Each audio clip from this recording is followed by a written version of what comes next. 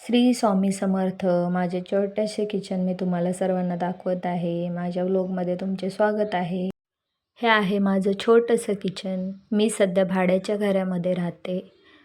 हे आहे बेसिंग. खूप मोठा असल्यामुळे भांडी घासण्यासाठी सोयीस्कर पडत आहे.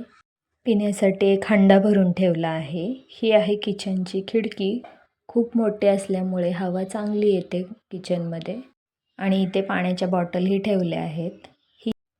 ही आहे 3 चुल्ह्याची शिगडी. त्याच्याच बाजूला मी स्टँड ठेवला आहे. त्याच्यामध्ये चाकू, चमचे, लागणारे साहित्य पटापट घेता येईल असे सोयीस्कर जवळ वस्तू ठेवल्या आहेत ह्या स्टँडमध्ये. पुढे आहे ही मांडणी आहे. खूप मोठी असल्यामुळे माझी सर्व भांडी यामध्ये बसतात. डब्बे, मसाल्याचे डब्बे, तांब्या, ग्लास, हे सर्व साहित्य यामध्ये बसले आहे. डाळींचे डब्बे, वाट्या, फुलपात्रे, चहाचे कप, छोटे पातेलं, प्लेटा, त्याच्याखाली हे ताटं ठेवलेले आहेत, पातेले ठेवले आहेत. त्याच्याखाली मी कढई, कुकर, तांदळाचा डब्बा, शेंगदाण्याचा डब्बा ठेवला आहे. इथे आहे माझं देवघर. छोटंसं देवघर आहे माझं. त्याच्या बाजूला आहे मी फ्रीज ठेवला आहे. फ्रीजवरती मी चपातीचं टोपलं ठेवलं आहे.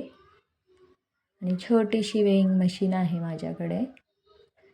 ही मूर्ती महालक्ष्मीची मूर्ती आहे. दिवाळीमध्ये मी घेतली होती ती.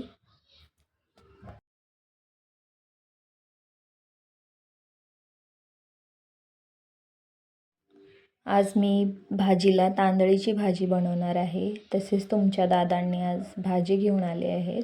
भरपूर साऱ्या ताज्या भाज्या आणल्या आहेत. कोबी, शेवगा,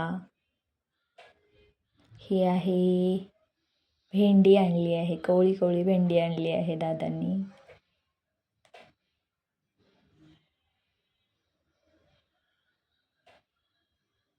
देशी कारले, मला खूप कारलं आवडतं म्हणून दादांनी आणले आहे कारले. टोमॅटो,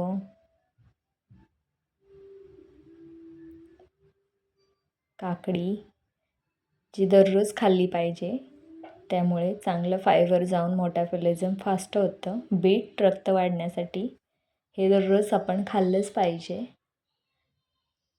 दोडका आणलेला आहे. अशा सर्व भाज्यांची शॉपिंग करून दादा घेऊन आलेले आहेत. मला भाज्यांचं टेन्शन राहत नाही. आज स्पेशल तांदळाची भाजी बनवणार आहे. पुन्हा भेटू. थँक्यू.